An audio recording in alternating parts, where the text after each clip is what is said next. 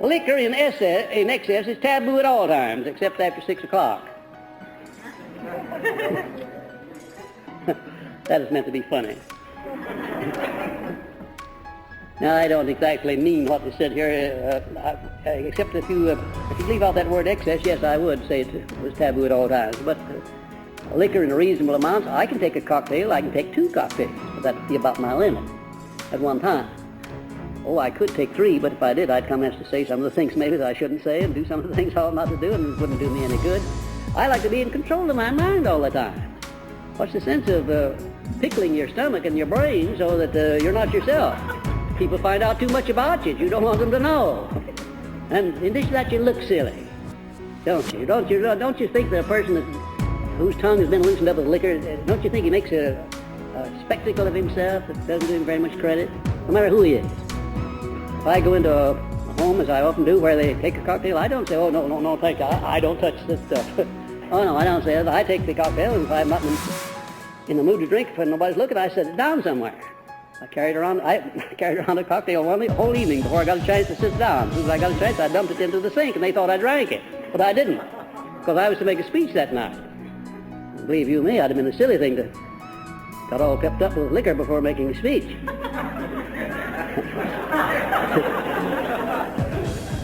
Now, with liquor or smoking, with everything else, if it's moderate, and if you take it instead of it's taking you, I'd say it wouldn't be too bad, but the better plan is to get over using it at all. And then on relaxation. You need play to ensure sound health. Therefore, balance all work with an equivalent amount of play. Now, that doesn't mean an equivalent number of hours, because it doesn't work out just that way. Believe you, I can work 1 hour, and in 5 minutes of playing, I can offset that. When I'm writing, I'm an inspirational writer, as you may have guessed. I write when I'm keyed up. I'm up on another plane entirely. And it's intensely hard on the physical constitution, and 40 minutes is all I can stand of it. And then I go into my piano and sit down and play for 5 or 10 minutes, and then I've completely balanced off that intense activity that I've been engaged in. And then sleep 8 hours out of every 24 if you find time to do it.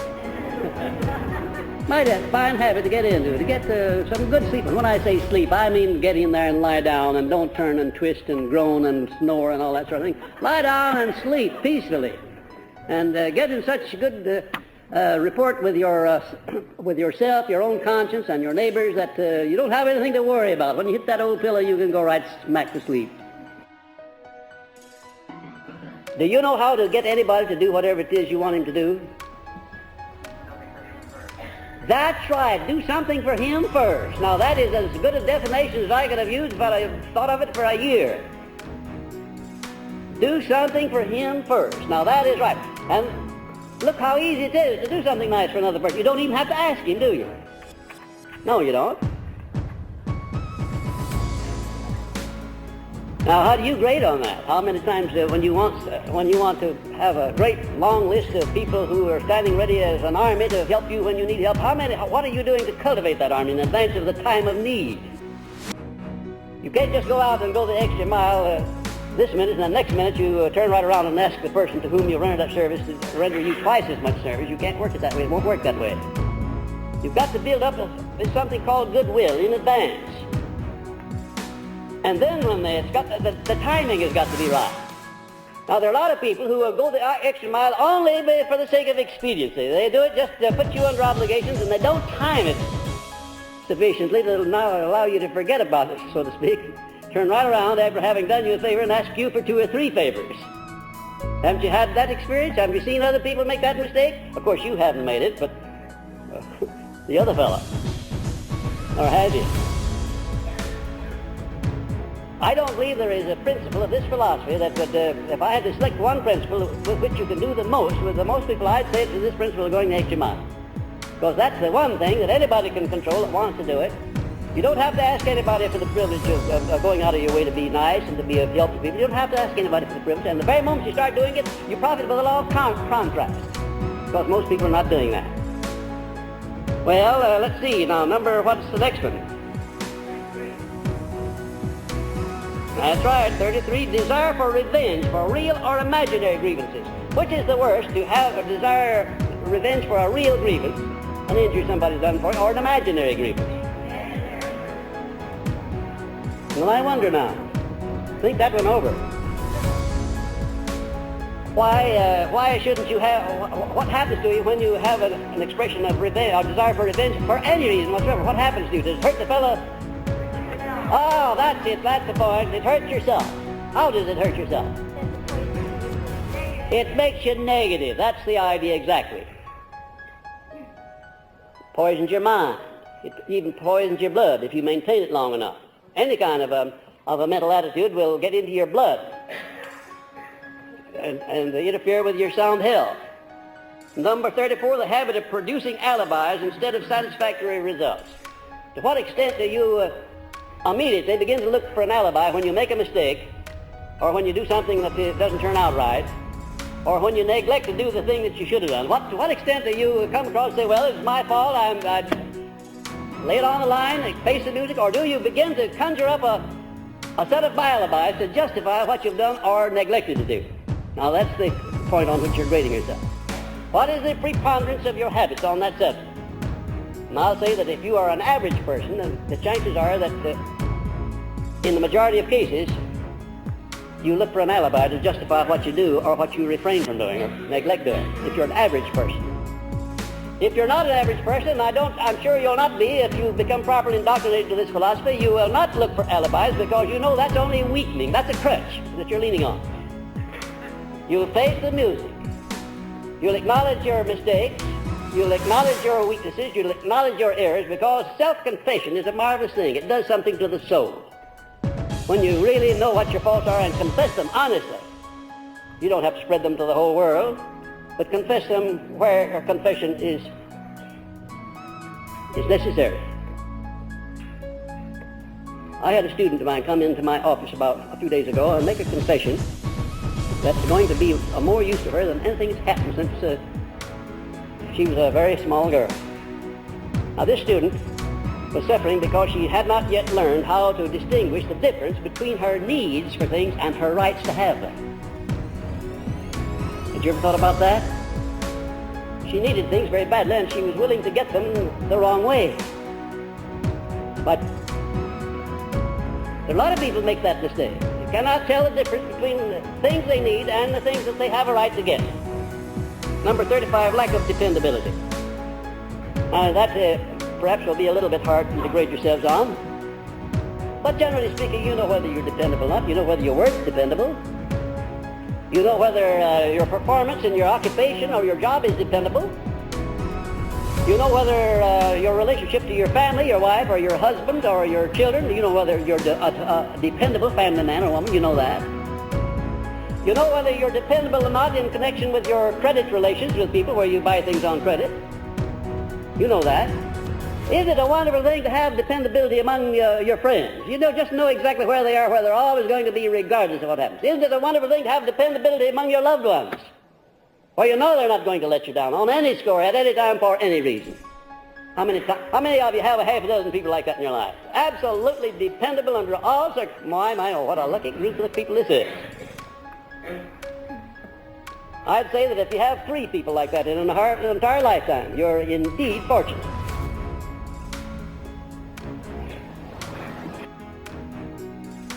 People that are dependable under all circumstances. I'm not so sure, but what I can count the ones that I have that are like that on the fingers of my 2 hands, as many people as I know all over the world. Dependability, what a marvelous thing it is. Number 36, unwillingness to assume responsibilities commensurate with one's desire for compensation. In other words, your desire for the good things of life, good income and all that, nice home, nice car, nice wardrobe of clothes, but unwilling to assume the responsibilities to entitle you to those things. Now, how do you agree on that? In other words, are you willing to assume the necessary responsibilities to entitle you to all the things in life that you want to get out of life? That's the point that you're grading yourself on. And number 7, the failure to obey the conscience when it seems advantageous not to do so. Are there times when you tell your conscience just to step aside for a few moments while you don't look right now because a little bit of transaction of business here you want to attend to. It's a little bit off color. Did you ever do that? Oh, I'm not going to ask you to vote on it. I wouldn't do that. Well, you know, I think you could do that a few times and get away with it, but I think if you got in the habit of it, you would convert your conscience into a conspirator that would endorse all of the mean things you might ever want to do. And that would be bad. That conscience was given to you by an all-wise Creator so that you would always know what is right and what is wrong without having to ask anybody. And if you're on to good terms with your own conscience, if you really respond to that conscience under every circumstance and let it be your God, then you are a very fortunate person, and you have been using that conscience properly. But if there are times when you waver, you're undecided, and you make your conscience step aside, then you need to grade yourself low and to begin to work on yourself on that score.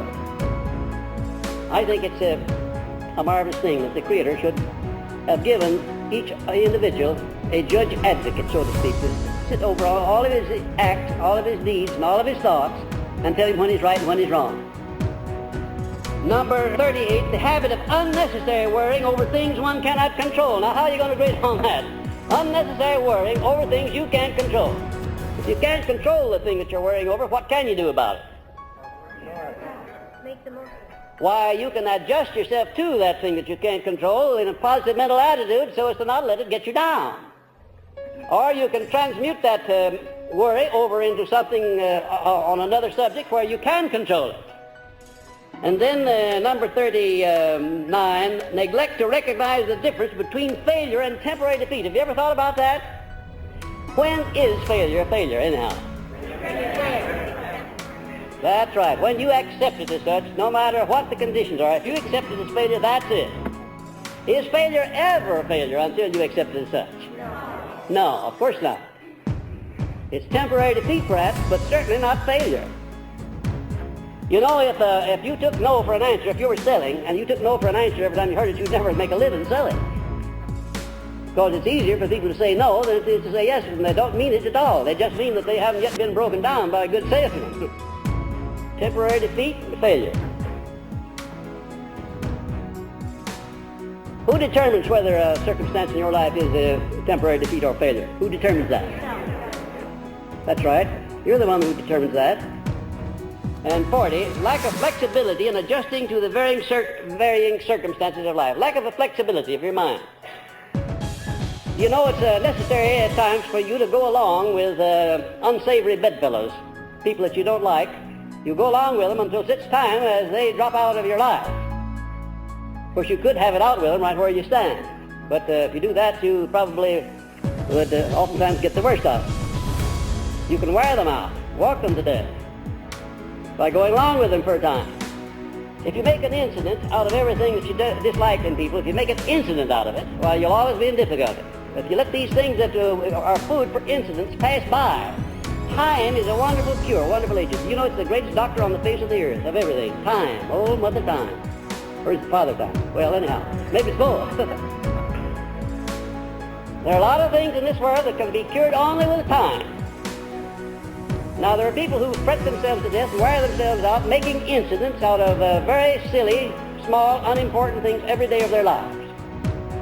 And there's not a day ever goes by in the life of any of you that you couldn't make an incident out of something and have an unpleasant scene with somebody if you would allow yourself to do it. But of course, being a student of this philosophy, you're going to grade yourself about, let's say, about 80% on that one. Flexibility. That is, the ability to adjust yourself to these circumstances that you don't like without going down under them and without making an incident out of it. And you may have a very peculiar cause of failure that I haven't mentioned here at all. It'd be most interesting to see what it is if you do have one, because I have given you a pretty good catalog here of the things that cause people to fail. And one of the interesting things about this list of 40 things that cause people to fail, what is the most interesting thing about that list? We have control. They can all They represent things that you can do something about. Now, isn't that true? What would be the use of my having you make this analysis if you couldn't do anything about it? You can eliminate every one of those causes of failure, every one of them. And you can almost do it instantaneously. There are a few of them. It'll take a little time for you to develop up more positive habits, but for the most part, every one of these causes of failure you can wipe out of your character this very night. by determining to do so, by determining to develop a more agreeable set of circumstances. No matter what your adversity may have been, go back, after you've had this lesson, go back for the last 10 years and take every unpleasant circumstance that you've ever had and begin to search now and see where that seed of an equivalent benefit was, even though you didn't find it and didn't use it. It's very difficult to find the seed of an equivalent benefit in an unpleasant circumstance while the wound is still open and hurting. There again, timing is important, but if you'll give it a little time, make up your mind that you're not going to go down under the circumstances, you give it a little time and then go back and evaluate it carefully, and you will find that you will have learned something from it of benefit. There are two kinds of cooperation, one based upon force or coercion, and the other is voluntary, based upon voluntary action based on motive. The vast majority of all circumstances of cooperation, I think, are based upon some form of force or coercion. Employees oftentimes cooperate with their employer, but there's a certain amount of coercion in it, a certain amount of fear that if they don't cooperate, they'll not have their jobs. There are other circumstances where the employees cooperate with the employer because the employer has made it so beneficial for them to work at that place that they do it willingly. Any kind of cooperation that's forced or forced on people or based upon any type of cooperation, of coercion, is not desirable.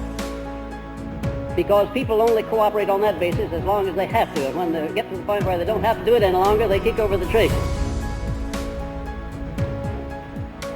Relatively speaking, there is a small percentage of employers throughout the United States who understand the advantage of having their employees cooperate with them on a willing basis of friendliness based upon benefits that they extend to those employees. Cooperation differs from the mastermind principle in that it's based upon coordination of effort without necessarily involving the principle of definiteness of purpose or the principle of harmony. The men working in the military service, an army of men, for instance, working under their superior officers, represents a tremendous amount of power based upon cooperation, but it doesn't necessarily mean that there's harmony or that they like what they're doing. There's a certain amount of coercion and force there. They're doing what they have to do. Sometimes they like to do it, but sometimes they don't like to do it. Cooperation based on the mastermind principle is the medium by which great personal power may be attained, and no one has ever acquired such power without the aid of these principles, a fact which places them in the category of indispensables. Now, cooperation is indispensable in four major relationships, and here they are: in the home, in one's job or profession, in social relationships, and in support of our form of government and free enterprise. Certainly those are musts. And if every citizen cooperated in those four respects, this would be a better country than we have yet. Now, here are examples of cooperation not based on the mastermind principle: soldiers working under army regulations, employees working under rules of employment, government officials working under laws of the nation, professional men such as lawyers, doctors, dentists working under rules of ethics of their profession, citizens of a nation related under a dictator. Observe the manner in which cooperative effort assumes greater powers when the principle of cooperation is combined with the mastermind principle, involving harmony based on a definite motive. Now, here are some examples of that.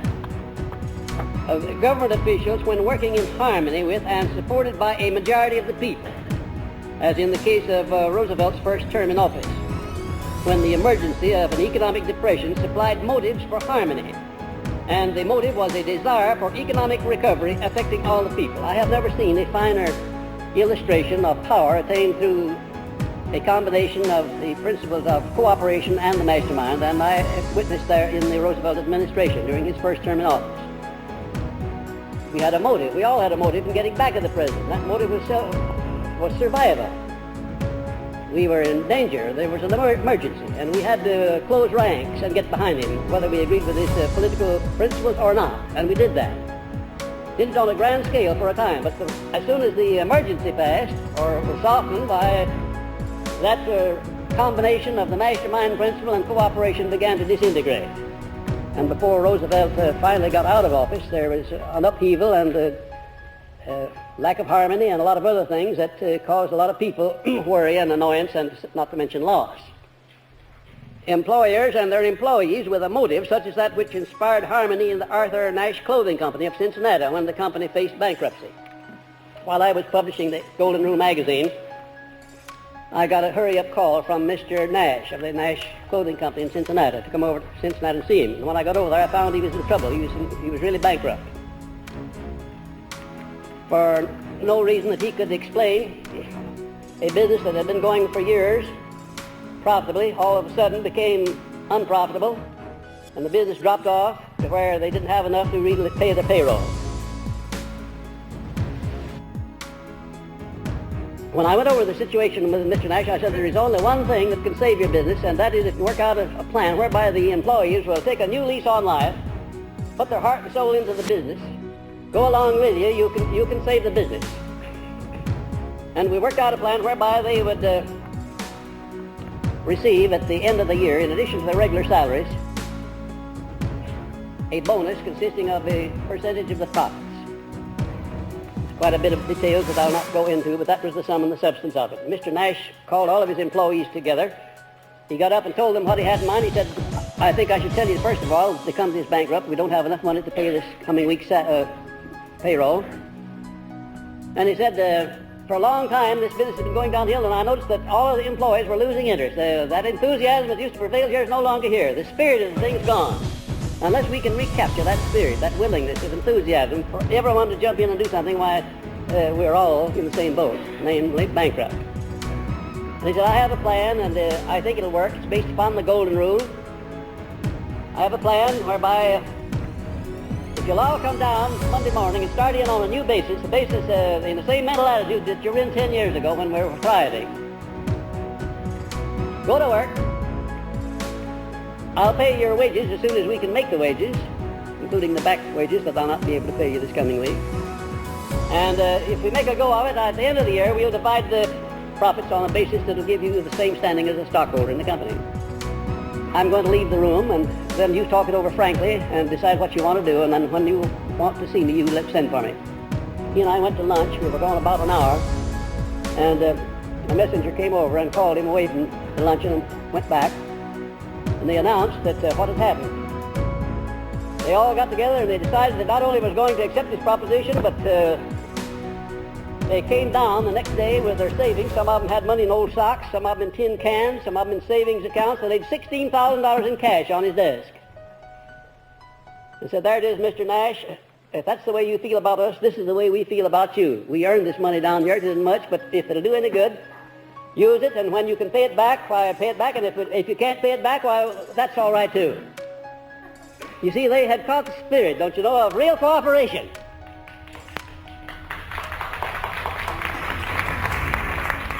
The company began to thrive, and before Mr. Nash died, some 10 years later, it became the most prosperous mail-order clothing business in the whole United States, and as far as I know, it still is that today, despite the fact that he's gone.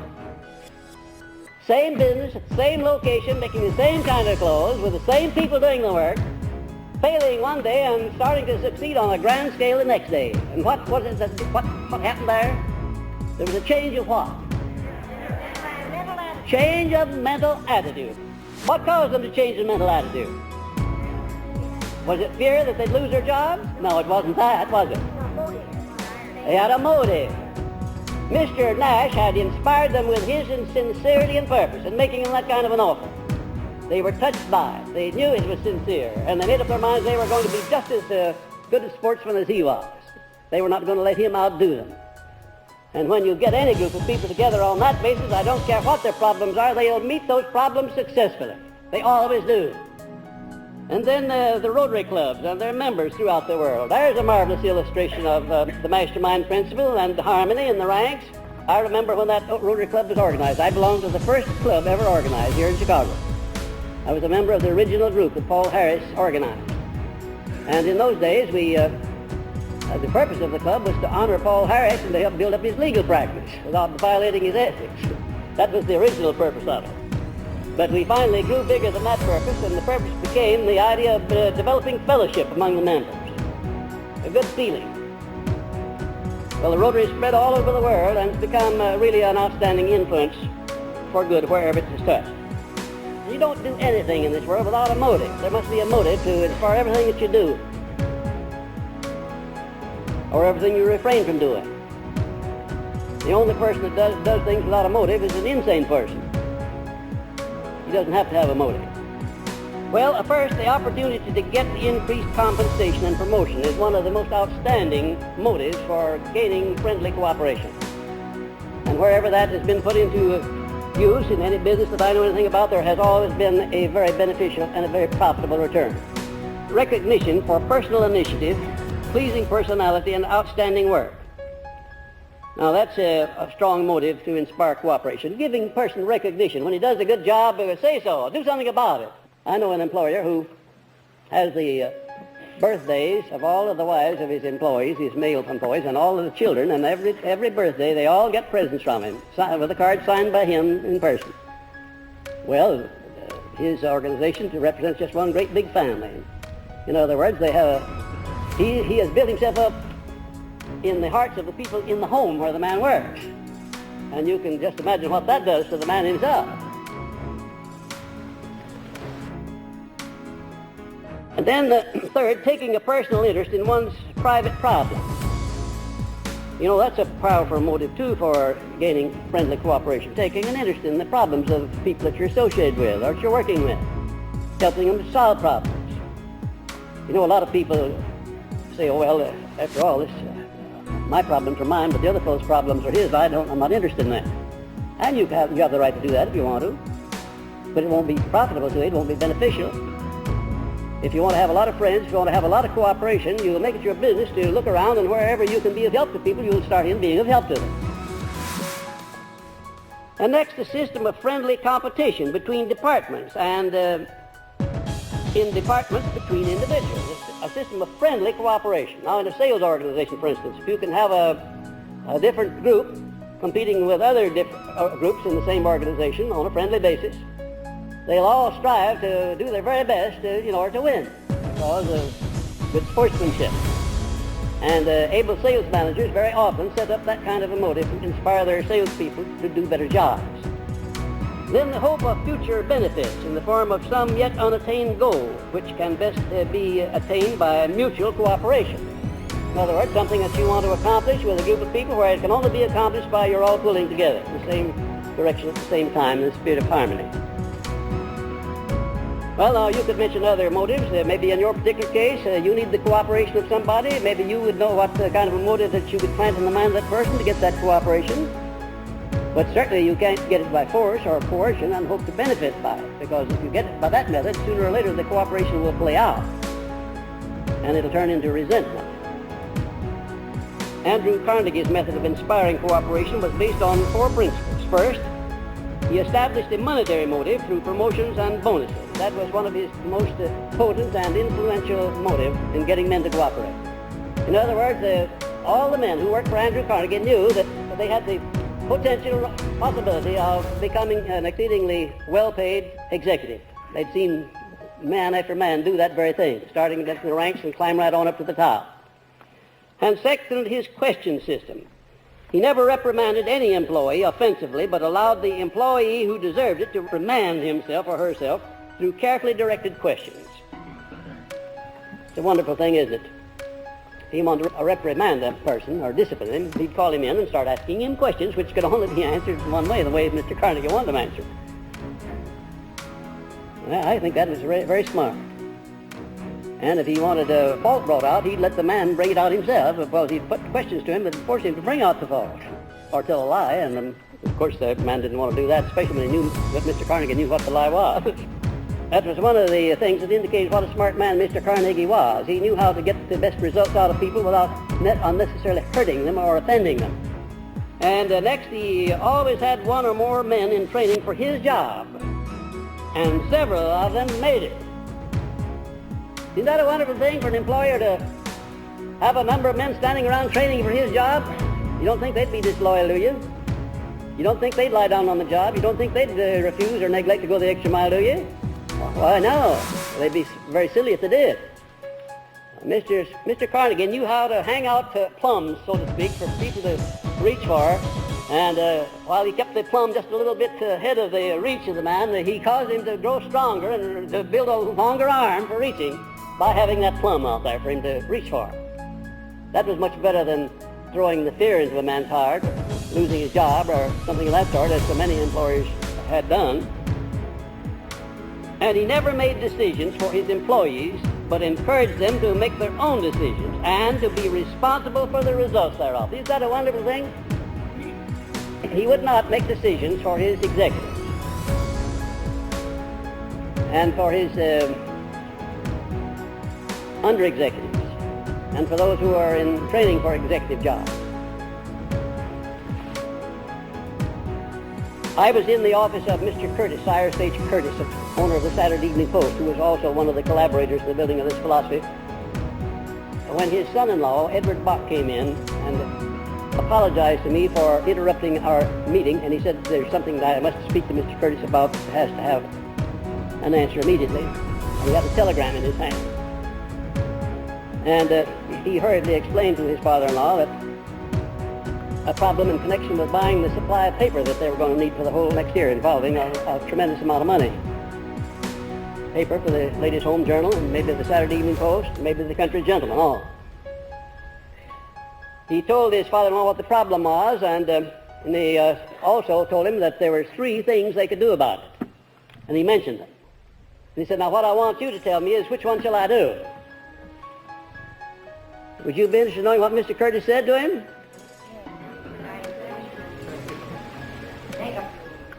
He went ahead and very briefly analyzed each of those 3 problems, each of those 3 things, analyzed them for their good points and their bad ones.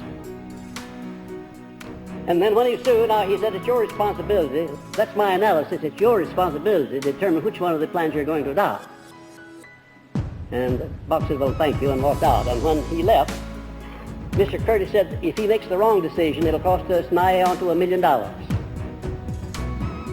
I said, well, why didn't you give him the right decision? He said, if I had, I'd have ruined a good executive.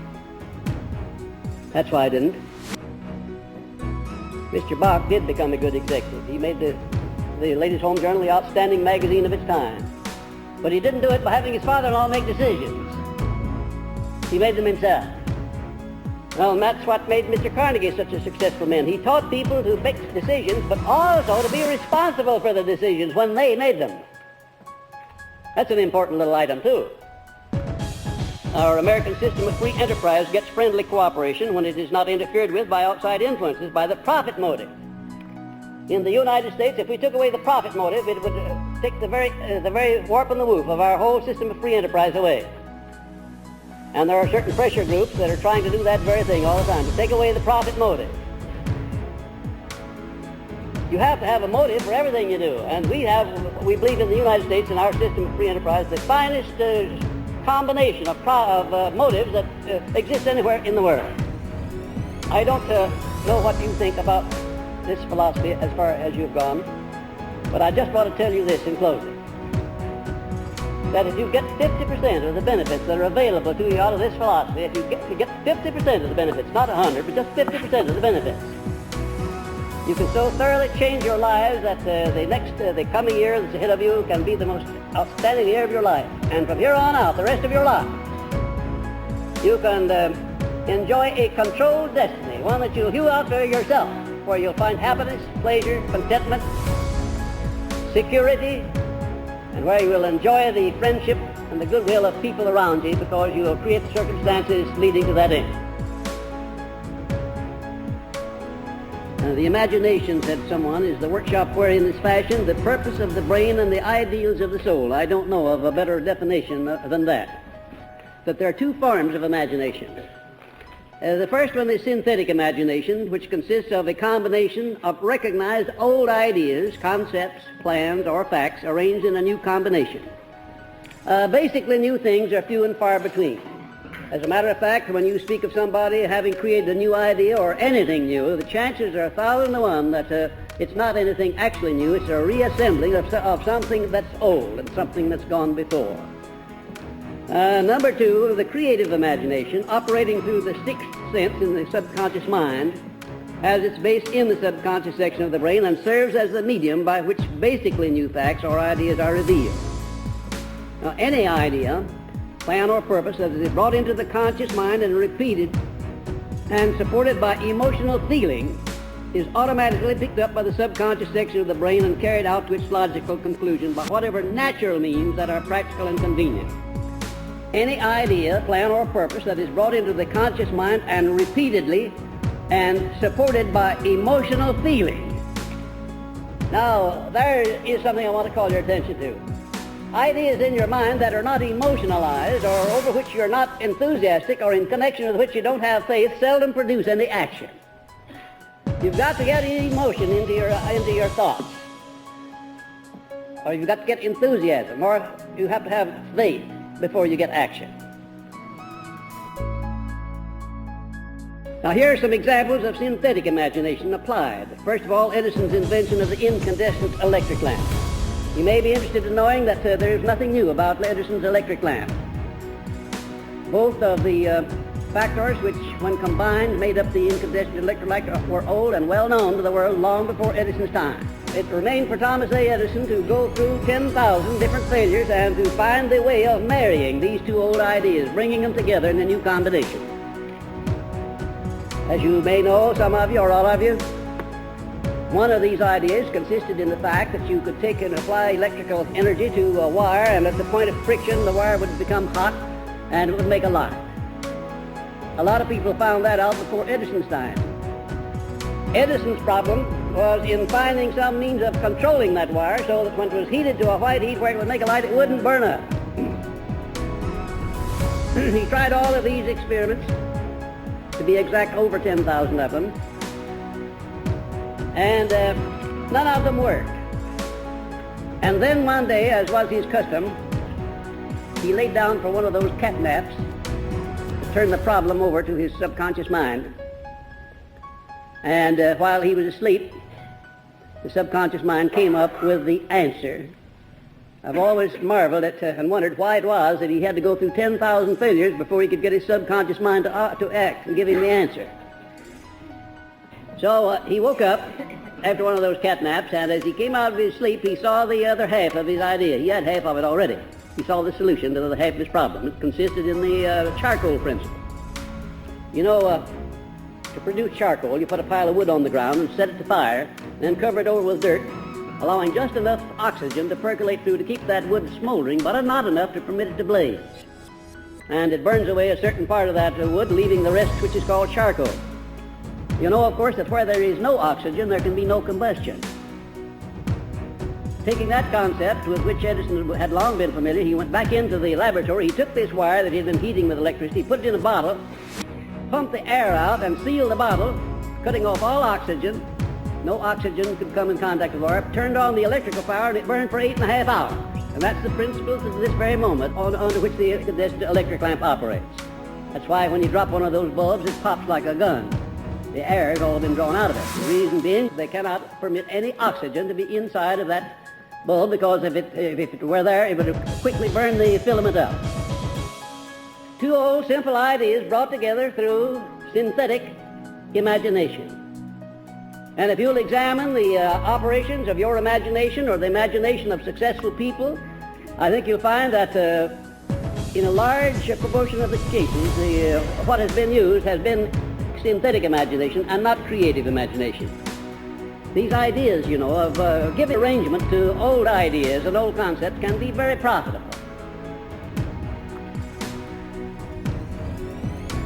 You may be, of course, you may have discovered that there's only one new principle in this philosophy that you're studying, just one new one that you may not have been familiar with before, and I have only made one contribution to it. Everything else is as old as mankind. What did I do? I used my synthetic imagination and I reassembled. I sorted out the salient things that go into the making of success and organized them in a way that they had never been organized before in the history of the world. Organize them in a simple form where you or anyone else can take a hold of them and put them into practical use. Now, I often wonder why somebody else smarter than I didn't think of that a long time ago, before I started into it. You know, when we get a hold of a good idea, we always are inclined to go back and say, well, why in the world didn't I think of that? Or if you get it, you think, why didn't I get it a long time ago when I needed the money? Henry Ford's combination of the horse-drawn buggy and the steam-propelled thrashing machine is nothing in the world but the use of synthetic imagination. He was inspired to create the automobile when he first saw his first thrashing machine outfit being pulled along by steam-propelled engine. They had this thrashing outfit with the machinery attached to the locomotion of the steam engine going down the highway, and Mr. Ford observed it, and then and there he got the idea of taking that same principle and putting it onto a buggy instead of the horse, and making the horseless buggy, which eventually turned out to be known as the automobile. Now, examples of creative imagination. First of all basically new ideas originate through single or mastermind application of creative vision. Generally through the mastermind application of creative vision. Now, you'll observe that when two or more people get together and begin to think along the same line in the spirit of harmony, and they begin to work up enthusiasm, and all the people in the group begin to get ideas, and out of that group will come an idea pertaining to the thing that they're discussing in the main. If they go into that discussion for the solution of a major problem, somebody will find the answer, depending on whose subconscious tunes in to the infinite storehouse and picks the answer out first.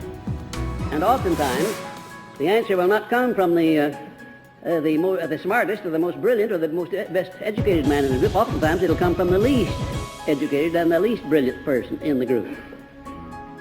Here are some examples of creative imagination. Take radium, for instance. That was discovered by Madame Curie. Now, all Madame Curie knew was that theoretically there should be some radium somewhere in the universe. She hoped it would be on this little ball of mud that we call the Earth. She had a definite purpose. She had a definite idea. She worked it out mathematically and determined that there was radium somewhere available. Nobody had ever seen any. Nobody had ever produced any. Nobody had ever refined any. Imagine Madame Curie starting out to find radium in comparison with the proverbial story about the person looking for a needle in a haystack. Believe you me, I'll take the haystack and the needle every time in comparison with her task. Do you have any idea what it was that gave her first cues? How she went about searching for it? You don't think for a moment she went out with a spade and a mattock digging for it in the ground looking for it, do you? Oh no, she didn't do that. She wasn't that foolish. She conditioned her mind to tune in on infinite intelligence, and infinite intelligence directed her to the source. The exact process that you use in attracting riches or in attracting anything else you want. You first condition your mind with a definite picture of the thing you want. You build it up and support it with the faith in your belief that you're going to get the thing you want. And you keep on wanting it, even when the going is hard. Well, you take the radar and the radio, for example. Both of them products of creative imagination. And the Wright brothers' flying machine. Now, nobody had ever created and successfully flown a heavier-than-air machine until the Wright brothers produced theirs.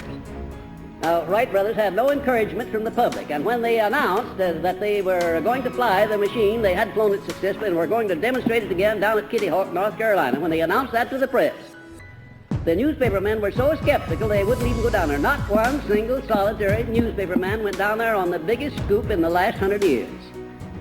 There they were. Smart alecks, you know, wise guys. They knew the answers. How many people do you see like that all the way through when somebody comes up with a new idea? Smart alecks, wise guys, people who don't believe that it can be done because it's never been done before. There is no limitation to the application of creative vision. The person who can condition his mind to tune in on infinite intelligence can come up with the answer to anything that has an answer. Anything, no matter what it is. And Marconi's invention of wireless communication. And Edison's talking machine. You know, Edison never created but one, as far as I know, but one idea that came out of creative vision, and that was the talking machine. Before his time, nobody had ever recorded or reproduced sound of any kind. Nobody had ever done that, nor anything even resembling it. And there had been no talk about it, no stories written about it, as far as I know. And Edison conceived that idea, and almost instantaneously, he took a piece of paper or an envelope out of his pocket and with a pencil drew a crude sketch of what became later the first Edison talking machine, they called him that. The one that had a cylinder on it, you know. And when they tried it out, when they tried to model out, the thing worked the very first time, quite in contrast. You see, the law of compensation paid him off for those 10,000 failures when he stood by while he was working out the incandescent electric lamp. Don't you see what a generous and a fair and just thing the law of compensation is? Where you seem to be cheated in one place, you will find it'll be made up in some other place, in proportion to your deserts, whatever they may be. That works with penalizing, too. When you escape the cop at one corner, of course you run a red light, maybe you escape him again, but the next time he'll catch you on 2 or 3 counts. He finally catches up with you. Well, out here in nature somewhere, there's a tremendous cop and a tremendous recording machine, recording all of our good qualities and all of our bad ones, all of our mistakes and all of our successes. And sooner or later, they all catch up with us. Now, creative vision in evaluating the great American way of life. We still enjoy the privilege of freedom and the richest and the freest country ever known to mankind, but we need to use vision if we are to continue to enjoy these great blessings. If you look backward and see what traits of character have made our country great, here they are. First of all, the leaders who have been responsible for what we have in the American way of life made definite application of the 17 principles of the science of success with emphasis on the following 6. Now, they didn't at that time, they didn't call these principles by these names. They probably weren't conscious that they were applying these principles. And one of the strangest things about all of the successful people that I work with, not one single solitary one of them could sit down and categorically give me step by step the modus operandi by which he had succeeded. They had stumbled upon, mind you, by sheer accident, these principles listed here. First of all, definiteness of purpose. Second, going the extra mile, rendering more service than they're paid for. I want you to go back and measure the 56 men that signed the Declaration of Independence. I want you to go back and measure what they did by these 6 principles and see how definitely you can trace the application of them to their act. Definiteness of purpose, going the extra mile, the mastermind principle, creative vision, applied faith, and personal initiative. The makers of the American way of life did not expect something for nothing. They did not regulate their working hours with a time clock. They assumed full responsibilities of leadership, even when the going was hard. Looking backward over the past 50 years of creative vision, we find, for instance, Thomas A. Edison, through his creative vision and personal initiative, ushered in the great electrical age and gave us a source of power the world had not previously known. Think of that. That one man ushered in a new age, the great electrical age, without which all of this industrial improvement that we've had, all the radar, all the television, all of the radio would not be possible. What a marvelous thing that one person did to influence the trend of civilization all over the world. And what marvelous things Mr. Ford did when he brought in the automobile, brought backwoods and Main Street together. He shortened distances. He improved the values of lands by causing marvelous roads to be built through them. He gave employment directly and indirectly to millions of people who would not otherwise have had employment, and to millions of people who now today have businesses supplying the automobile trade. Then Wilbur and Orville Wright. They changed the size of the earth, so to speak. Shortened distances all over the world, just those 2 men operating for the good of mankind. Then Andrew Carnegie, through his creative vision and personal initiative, ushered in the great steel age, which revolutionized our entire industrial system and made possible the birth of myriad industries which could not exist without steel. And not satisfied with the accumulation of a vast fortune of his own and the raising of scores of his associate workers into sizable fortunes they could not have accumulated without Carnegie's aid, he finished up his life by inspiring the organization of the world's first practical philosophy of personal achievement, which makes the know-how of success available to the humblest person. What a marvelous thing one man could do, operating through one other man. So you see now, when you begin to analyze what's happened here, what a marvelous thing can take place when an individual gets together with another individual and forms a mastermind alliance and begins to do something useful. There's nothing impossible to 2 people working together in the spirit of harmony under the mastermind principle. Without that alliance, if I'd had 100 lives to live, I could never have created this philosophy. But the inspiration, the faith, and the confidence, and the go-ahead spirit that I got by having access to a great man like Mr. Carnegie enabled me to rise up to his level something I never could have done without this mastermind principle and without creative vision. Because there have been times when logically, if I had listened to what would seem logic and reason, I would have quit this philosophy and have gone to work and got myself a job, as one of my former relatives said she thought I should have done. Job as a nice bookkeeper somewhere. I'd have brought in $75 a week and been very secure. Wonderful. Wonderful. Be at home every night, well, most every night, and everything would have been lovely. Well, believe you me, I had to fight that argument for quite a while. I did fight it successfully.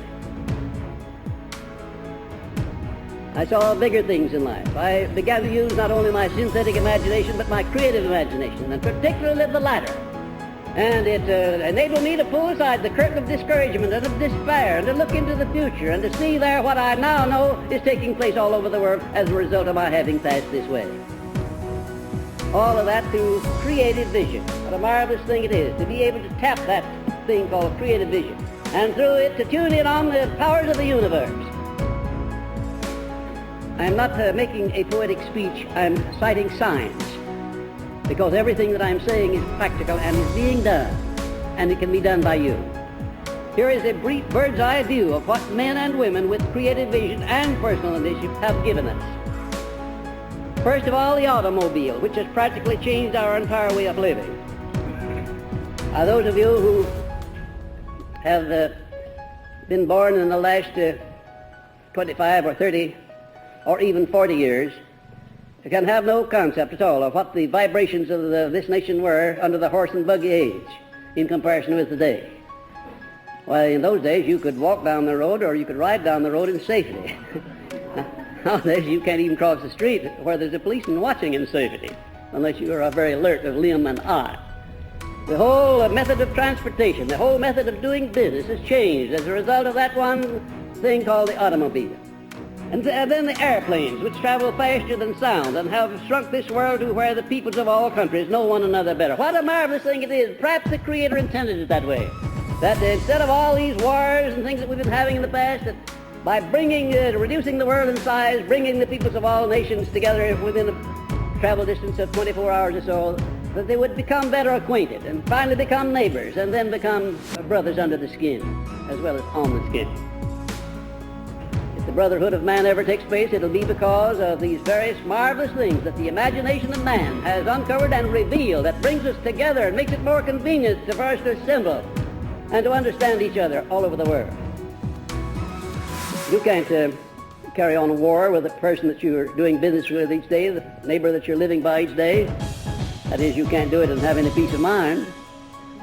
You try to manage to get along with the people that you have to come into contact with. And when you come to know people, you'll be surprised at how many good qualities that people you previously didn't like have, if you come to know them as they are. And then the radio and television, which give us the news of the world almost as fast as it happens. And it provides the finest of entertainment without cost to the log cabins of the mountain country and the city mansions alike. Quite an advance over the days of Lincoln as he learned to ride on the back of a wooden shovel in a one-room log cabin. It's a marvelous thing to know that down in the mountains of Tennessee and Virginia, where I was born, famous only at that time for mountain feuds, corn liquor, and rattlesnakes.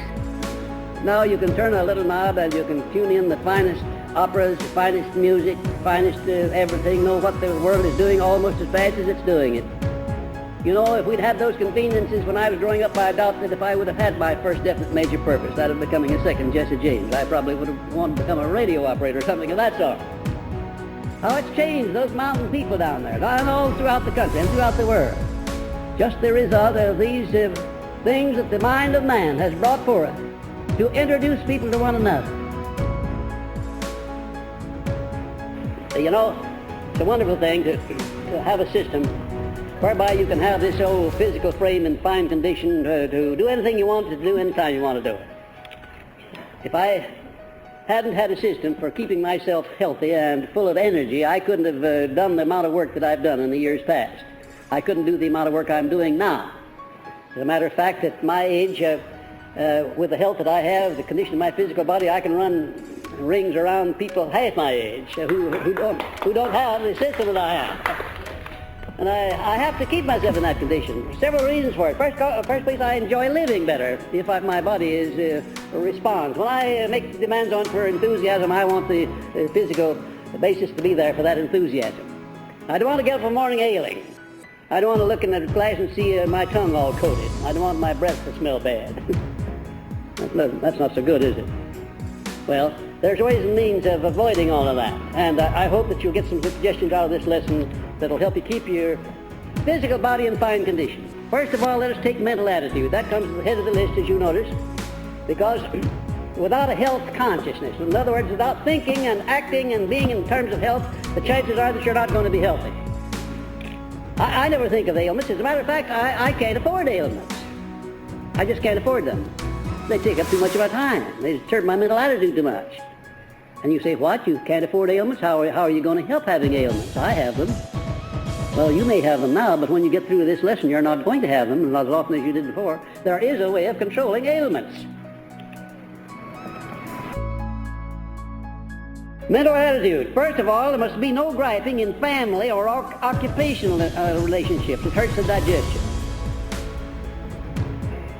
Now, you will notice that every one of these things in connection with the conditioning of a mental attitude is something that you can control if you want to do it. No griping in family or occupational relationships. You say, well, I have certain circumstances in my family that makes it necessary for me to gripe, complain. All right, change the circumstances so you won't have any circumstances for griping and complaining. Now, the reason I mention family relationships and occupational relationships is that's where you spend most of your life.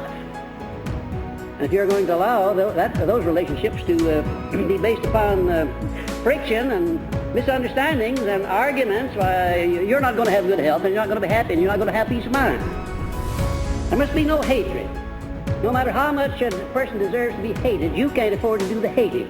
You just can't afford it because it's bad for your health. It produces stomach ulcers and worse things than that. It produces negative mental attitudes that repels people instead of attracting them to you, and you can't afford that. It attracts reprisals in kind, and it hurts digestion. If you hate people, they'll hate you. They may not say so, but they will. There must be no gossip or slander. That's a pretty hard one to comply with because there's so much wonderful material to gossip about in the world. It seems a pity. Very great pity to cut you off from all that pleasure, but let's transmute that desire into something that's more profitable to you. No gossip or slander because they attract reprisals and they also hurt the digestion. And there must be no fear because it indicates friction in human relationships and also hurts the digestion. And also, if there's any fear in your makeup, it indicates very definitely that there's something in your life that needs to be changed or altered. I can truthfully say that there isn't anything on the face of this earth nor in the universe that I survey around me that I fear. Nothing at all. I used to fear about everything that the average person fears, but I had a system for overcoming those fears. If I had a fear now, do you know what I would do about it? I'd have it out with myself. I would eliminate the cause of that fear. No matter what it took or how long it took, I would eliminate the cause of fear. I will not tolerate fear in my makeup. I just won't tolerate it. Because you can't have good health. You can't be prosperous. You can't be happy. You can't have peace of mind if you're going to fear anything at all, even death. Most of all, death. Personally, I'm looking forward to death with a great anticipation. It's going to be one of the most unusual interludes of my whole life. As a matter of fact, it'll be the last thing I'll experience. Of course, I'm putting it off a long time. I've got a job to do and all that, but when the time comes, believe you me, I'm going to be ready. It's going to be the last thing I'll do and the most wonderful thing of all, because I'm not afraid of it. And there must be no envy, because it indicates lack of self-reliance and it also hurts digestion. Now, here are just some of the things. There are 6 things that I give you in the way of do's that will enable you to maintain a mental attitude that is conducive of a health consciousness. And believe you me, the mind, the way you use your mind, has more to do with your health than all other things combined. You can talk about germs getting into the blood all you want to, but believe me, nature has set up a marvelous system of doctoring inside of you. And germ or no germ, if that system is working properly, that resistance that's in your physical body will take care of all those germs. nature has a way of keeping, through body resistance, keeping down the supply so those germs cannot multiply. And the very minute you become worried or annoyed or fear and break down that body resistance, these germs begin to multiply by the billions and trillions and quadrillions. The first thing you know, you really are sick. And then your eating habits. Now, prepare the mind to aid you in eating with peace of mind.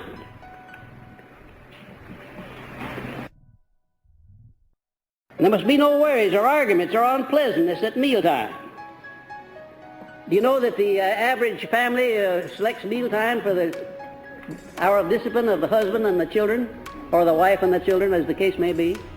That's the one time you can get them all together, and when they're not inclined to run away while you're giving them a tongue lashing.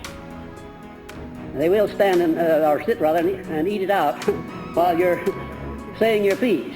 But believe you me, if you could see what happens to the digestion, what happens to the bloodstream to a person who eats while he's undergoing punishment, you would know that's the wrong time to do it. Because the thoughts that you have while you're eating go into the food you eat and become a part of the energy that goes into the bloodstream. And there must be no overeating. It overworks the heart, the lungs, the liver, the kidneys, and the sewer system. Now, most people eat twice as much as they really could get along with. Twice as much, if you please. And look at the amount of money you'd save nowadays. Grocery bills, what they are. Astounding how many people overeat. I mean people who are doing sedentary occupations. Of course, a man who's digging ditches, he has to have a certain amount of meat and potatoes or something equal to necessarily. But a man or woman doing office work or in the store, in a house, for instance, doesn't have to have the same amount of food, heavy, substantial food that you would have on the outside working, doing manual labor. And then you must eat a balanced ration with fruits and vegetables and plenty of water, or the equivalent of water, and some sort of juices. I have a system out in California of making one meal a day, at least one meal a day, on nothing in the world but live food. That is to say, vegetables, berries, nuts, melons, and things of that sort, all alive. Nothing that's been canned or processed in any way, shape, form, or fashion. And I can tell you, I have all the difference in the world in my energy while I'm at home following my established diet, which I can't do here in Chicago. They'd think I was nuts if I went into a restaurant and ordered the kind of a meal I have out in Chicago. As a matter of fact, I doubt if I could get that kind of a meal. And don't eat rapidly. It prevents proper mastication. Now, I violate this one, but don't you do it. I can get away with it because I have a good, strong, vital body, but don't you try it. There are a lot of people, who eat too rapidly, and not only that, but it shows that you've got too much on your mind. You're not relaxing, you're not enjoying yourself. A meal should be a form of worship, You should have your thoughts on all of the beautiful things that you want to do, your major purpose, or the things that please you most while you're eating. Or if you're eating with someone else, if you're engaged in conversation, it should be a pleasant conversation, not a fault-finding fishing job. Pleasantness. A man sitting across the table from a beautiful woman, I don't see why he shouldn't talk about her beautiful eyes and her hairdo and her lipstick and all the things that women like to have you talk about sometimes, if you're the right man. Even if you're sitting across the table from your wife, I don't know any reason in the world why it wouldn't help you and her too. Don't eat candy bars, peanuts or snacks between meals, or drink too many soft drinks. If you want to take a drink, get a hard one. It'll do you some good. Something like water, for instance. Tripped you up on that one, didn't I? I know people, I know office girls, for instance, that make a whole lunch off of candy bars and knickknacks that they get down at the newsstand and a bottle or two of Coca-Cola. Well, a young person, the stomach can stand that for a while, but it's not being treated properly, and sooner or later, nature makes you pay up for that kind of mistreatment of your stomach.